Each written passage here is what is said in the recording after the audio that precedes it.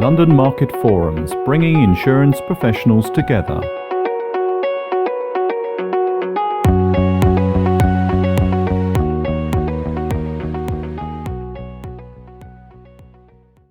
I've been involved in the industry for about 25, 30 years. I won't bore you with what I used to do in my early career, although you may be interested. I was a DJ in Ibiza for 3 years, so a very natural progression into cybersecurity, as you can imagine. And from there, I moved into security and all things security. I was lucky enough to work with a very innovative company called 3M that, despite having 1 billion patents worldwide, most people still know for Post-it pads. And they sent me away to the FBI. I hadn't misbehaved. They sent me to the FBI and Homeland Security to train. And that's really the crux of what today's presentation is about. It's about training, awareness, and really the absence of. Roughly 90% of all cyber breaches and exposures, in one way or another, you can track back down to people. And anybody who tells you any different doesn't know their facts. And in terms of the investigations I've been involved in, and as Roger says, I'm a colourful character. I've worked in 171 countries now, because I went to a new one the other day, and for about 100 plus businesses in my time. And doing quite a lot in the sector at the moment. And today I'll use video quite a bit, because you don't want to hear me droning on for 20 minutes. And without further ado, I'll just give you a little snippet of if my laptop will work.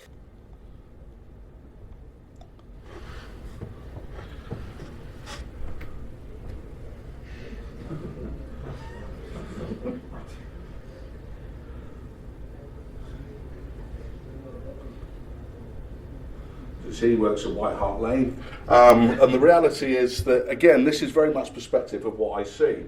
People get led into believe that because they know a little knowledge, they know a lot, and this is the reality. So turning on your antivirus on your home PC, yeah, it's great, it's a preventative measure, but it doesn't really stop the bad guys getting in. And if there's one thing that's worse than anything, it's worse that you don't understand than you do understand. And from that perspective, I see lots of people, and we talked about this a little bit earlier, saying, Mark, I have Cybersecurity Essentials. Great. I'm really impressed. I've got Cybersecurity Essentials Plus.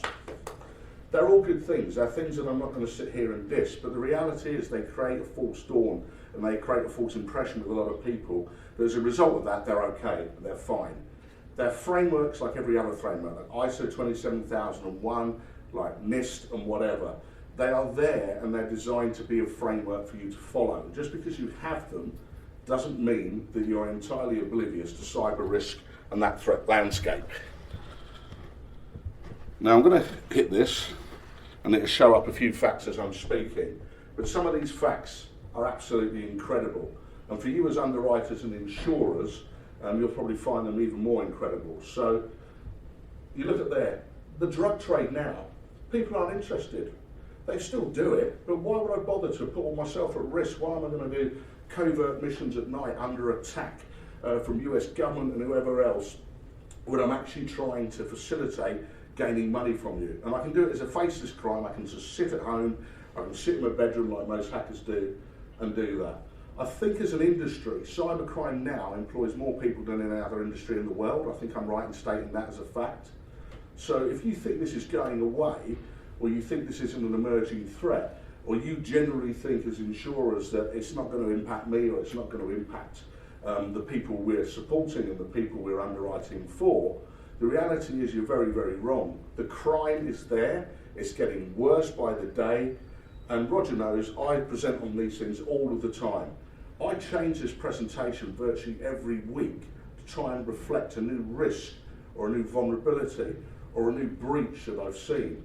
And as a result of that, you've got to remain on top of it. And as Roger said earlier, people were talking about data sharing and data information.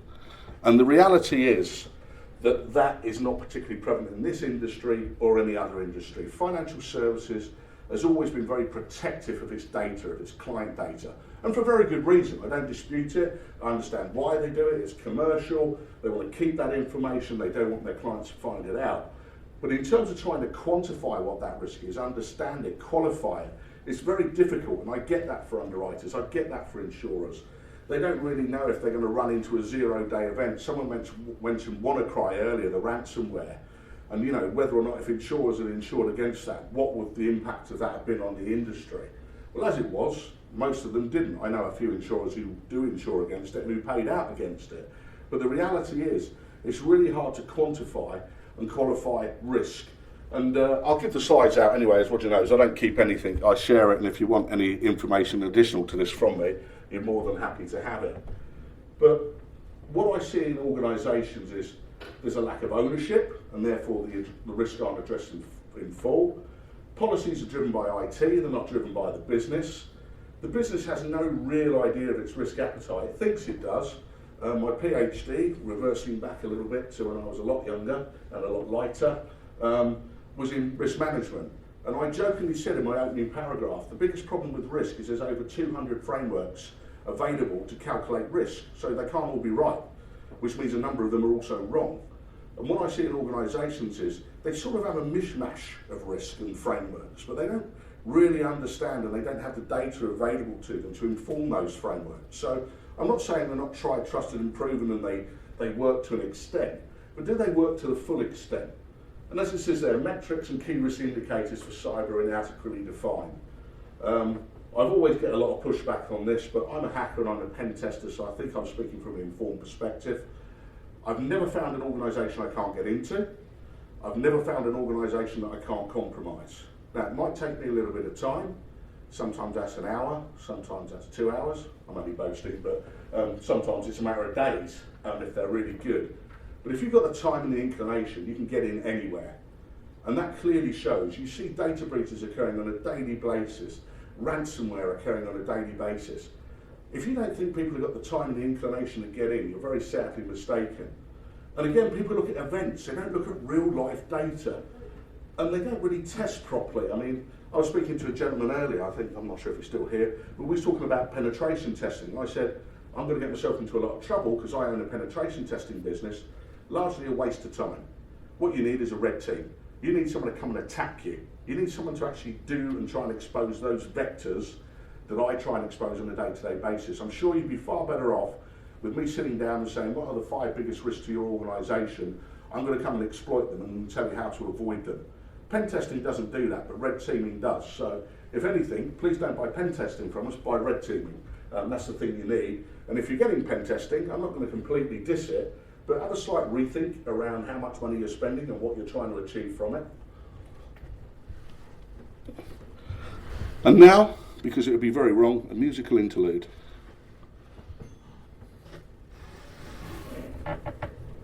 Why did you transfer £1 million to that company? Because the CFO asked me to. I think not. Well, there. That says Ravi Pachanmugana Tivichalam. My surname is spelled Ravi Pachanmugana Tivichalam. What kind of idiot can't tell the difference? Didn't you do your security awareness training? What, that PowerPoint we have to take every year?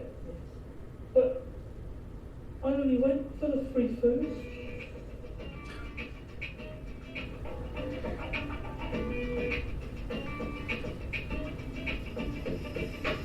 Never heard of the security, listen carefully, oh, I feel that way. Lost for the day, thinking about someone in the 80s, think it never happened to me, oh, I feel that way. Lost for the day, and my best got a late night, feeling right, something on the automated website. No one listens to me, I'm so pretty good, I can download, it could be great.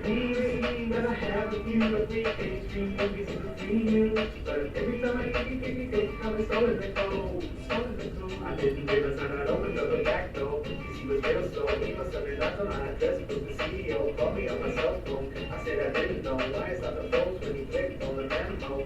But he was not the only one. Half my colleagues are so concerned. I really never paid much attention, and now I find that you're ready for the con.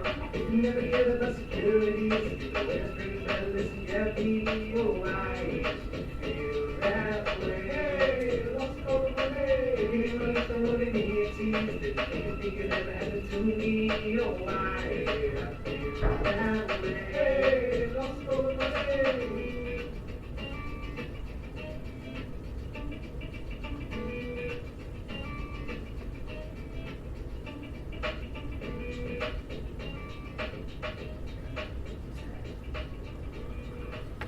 So a little bit of a joke perspective on cyber training and awareness, but the reality is, if I ask a question, you don't have to put your hands up, but how many people in this room receive cyber training and awareness on a regular basis?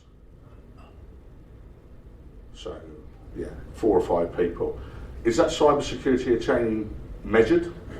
Do they know where you've succeeded, where you've failed? Do they come back to you? And do they provide you with additional insights and information into the areas you failed in? I don't need another show of hands. All of these things are key. And most organisations, as it says there, they give them a PowerPoint, their staff go through it, and they go, tick in the box, regulator, done. Reality is no, regulator, not done. And that training and awareness is absolutely vital. People say to me, how many times will she do it? Well, I update my slides every couple of weeks. You should be doing the cyber training and awareness at least every month. And people go, you're mad, Mark, what? I say, there's loads of routes to do training. You can do it on apps, you can do it at desk, you can do it on your train in the way in. It doesn't need to be more than 3 to 5 minutes long, just to give you that awareness. And what's the cost of that to your business? As you say, everybody's talking about quantifying and qualifying data. What's the cost? Really simple. It's absolutely huge. And if you don't do it with your staff, then you really need to think about how you're running your business, how you're looking at your risk appetite, how you're looking at your risk profile, because it's absolutely vital that you do.